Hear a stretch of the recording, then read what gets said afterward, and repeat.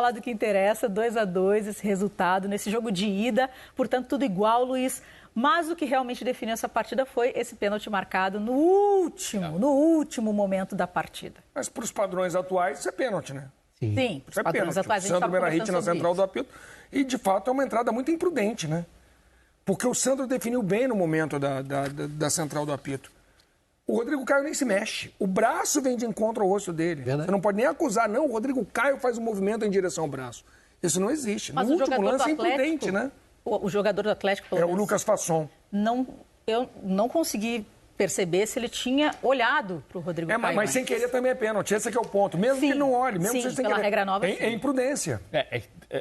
Eu entendo. O Sandro já disse que foi pênalti e o Sandro é a nossa autoridade. Exato. É o tipo de lance, como disse o Sandro no domingo, sobre o lance do Vitinho contra o Cuiabá. No meio-campo é falta. Na Inglaterra não é pênalti. Mas na Inglaterra no meio-campo é falta?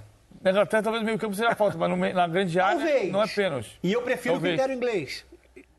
Eu estou com o PVC nessa, mas eu entendo a marcação pelo que tem sido porque você... recorrente. O critério brasileiro. O Fasson, de fato, ele vem com o braço no rosto do Rodrigo Caio, ele dá toda a licença para marcar pênalti. E o Sandro está vendo a regra, como está sendo indicado na arbitragem aqui, e foi pênalti. Não estou discutindo. O Sandro é a nossa autoridade.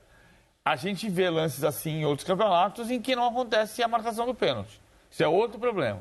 Aqui na hashtag Troca de Passe também está essa discussão se, no caso, o zagueiro estava olhando para a bola, não estava, enfim, o que estava acontecendo naquele lance. E o Felipe que o Rodrigo ele sabe que o Rodrigo Caio está ali e que ele vai disputar o espaço. Porque quando ele se desloca em direção, ele olha antes de completar o movimento.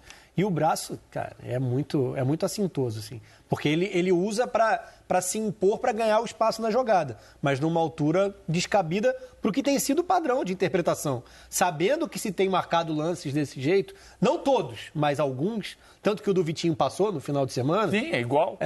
Não há um critério tão estabelecido assim. Mas sabendo que é marcável, o Fasson... Mas essa foi é uma muito grande infantil. questão, né? Você falou o critério. Qual é o critério? tá A regra é uma caixinha de surpresa.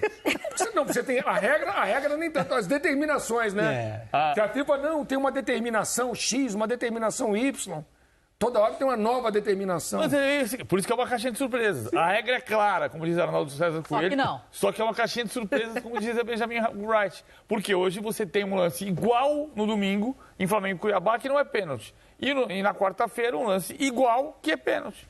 Exatamente. Pro mesmo time. Não, e aqui na hashtag Troca de Passes, como eu estava falando, o pessoal também está discutindo isso, né? E o Felipe colocou pra gente que na Premier League isso também não seria pênalti. Inclusive, já que estava falando em relação ao que o PVC não existem lances iguais, né? Mas lances semelhantes. É isso. Exato. Bom, a gente vai falar mais ainda desse lance, porque estou vendo que vocês estão falando bastante desse lance, mas eu queria também ouvir aqui Rafa, Luiz e PVC sobre esse Flamengo diante do Atlético Paranaense. O Flamengo começou, depois que fez o gol, ele ficou mais confortável, mas também depois o Atlético Paranaense, no final do primeiro tempo, deu uma pressionada, tanto que depois conseguiu também fazer o dele. O Atlético deu uma modificada no segundo tempo, né? O PVC até analisou durante o jogo. Há uma modificação tática, há uma movimentação diferente do Atlético. E aí o Atlético, sem mexer um jogador sequer, com a mesma formação que foi basicamente dominada no primeiro tempo, especialmente até os 30, o Atlético muda o panorama do jogo, não o PVC. Porque nesse sistema, com 5 zagueiros em teoria, se você afundar a tua linha defensiva e não tiver transição, a gente está vendo o lance do gol do Flamengo. Ajustadíssimo, né? E mais ainda porque o chute do Gabriel pega no Arão. E aí, no momento em que a bola toca no Arão, que se mede... Você tem um início, um novo lance, tem um novo início. O pé esquerdo do Pedro Henrique, que dá condição para o Thiago Maia marcar. E aí você vê o Flamengo finalizando 8 vezes no primeiro tempo, 3 mal. Posso só levantar uma bola para você, PVC, te interrompendo? Não faltou apetite ao Flamengo para tentar matar o jogo? Faz 1-0 no início do primeiro tempo ainda, a torcida se cala, o Furacão sente... Não falta ao Flamengo a ambição de matar o jogo, de resolver, de fazer um 3-0 e acabar com a parada? Falta um pouco aquele apetite... Do Jorge Jesus, né? O Jorge Jesus tomou 4-0 do Bayern e o placar não é verdadeiro, o placar é mentiroso. Mas a gente vai discutir isso lá na frente. O Alberto Valentim fez estágio na Juventus com o Antônio Conte. E o Antônio Conte é o mestre desse sistema de transição de 5 em linha atrás para jogar num 3-4-3. Primeiro tempo, o Atlético afundou os 5 lá atrás. O Abner ficou preso lá atrás na linha dos 5 defensores. Então, só tinha 2 homens no meio campo. O Nicão marcava lá na frente a saída de bola, junto com o Renato Kaiser e com o Terans, e ficavam só Eric e Cittadini no meio campo para cuidar de Thiago Maia e Andreas Pereira. Tinha espaço para o Flamengo jogar. No segundo tempo, o Atlético fez com o Abner, ele subiu mais. Em alguns momentos ele afundou. Quando o Isla subia, o Abner vinha com o Isla. Mas normalmente o Abner vinha para a linha do meio campo e como meio campo ele faz o cruzamento para o segundo gol, o gol do Renato Kaiser. Importante o jogo aéreo do Atlético. 10 gols na Copa do Brasil, 7 pelo alto. E o mais interessante, tanto com ela rolando como nas bolas paradas, né? A força é dupla. Bola parada, 6 gols de 10. Pelo alto, 7 gols de 10. E o Renato, são 17 gols sofridos do Flamengo com o Renato, são 7 pelo alto. Não é uma tragédia, né? Mas dá 1/3 dos gols, praticamente, sofridos em bolas pelo alto. Também não é bom.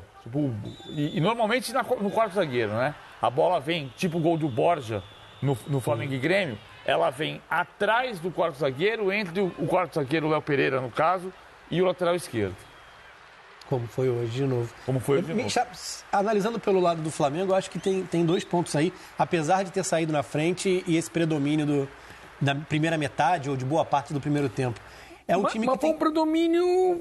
inócuo, né? Exatamente. Sem grande construção. Né? O que me chama a atenção é que tem sentido dificuldade quando o adversário adianta a marcação para ter uma saída mais limpa.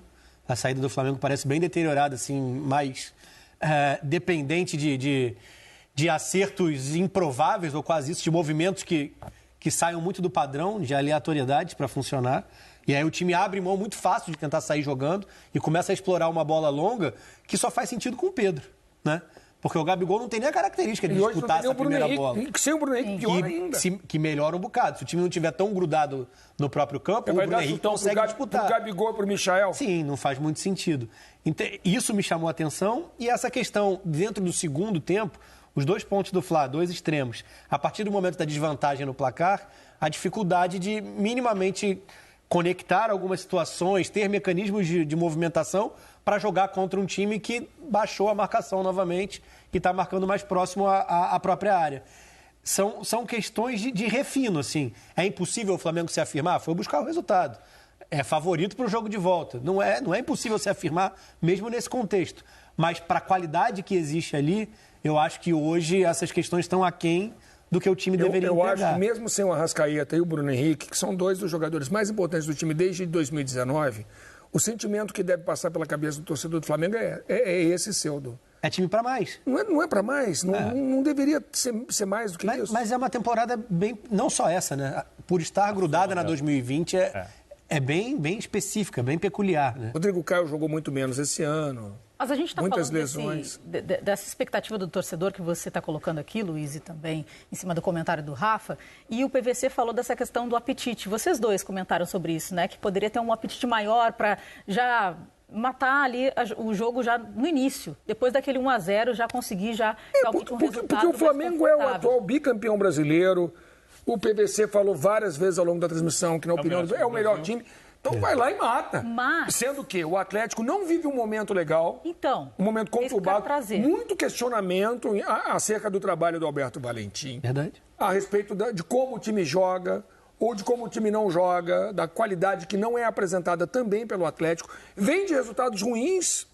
Então era um momento, teoricamente, para mostrar, espera aqui, eu sou o Flamengo e vou entrar aqui e vou ganhar. Luiz, daqui a pouquinho a gente vai continuar Então talvez seja essa questão dessa falta de apetite, né? A gente vai falar mais também do Atlético Paranaense aqui. Desculpa te interromper. Agora, dando continuidade também, porque a gente estava falando, o Renato estava falando bastante da arbitragem, enfim, que foi feito o que deveria, foi no VAR, foi com o VAR, tarararará. Mas o Lucas Ribas aqui colocou o que eu queria ter colocado para vocês também. A gente falou da falta de apetite do Flamengo, mas ele está questionando aqui. E o mérito do Atlético? São 2 times jogando. Qual a dificuldade? Claro que teve o mérito do Atlético, mesmo com essa fase que não está boa para o lado do Atlético Paranaense. Virou no segundo tempo e aí passou a jogar por... Se o Atlético mete mais um gol ali, complica demais a situação do Flamengo.